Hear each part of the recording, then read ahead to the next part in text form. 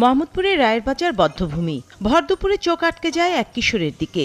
গলা, হাত আর পায়ে শেকল বেঁধে আপন মনে ঘুরছে কিশোরটি। তাকে অনুসরণ করে ৭১-এর ক্যামেরা। একসময় নাম জানতে চাইলে বলল ইয়াসির, ঠিকানা রায়েরবাজার। এর বেশি কিছু ওর জানা নেই।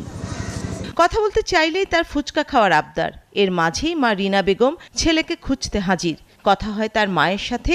ছেলের নাম ইয়াসির, ছোটবেলায় মাদ্রাসায় দিয়েছিলেন, কিন্তু হুজুরের মারের ভয়ে সে মাদ্রাসা ছাড়ে।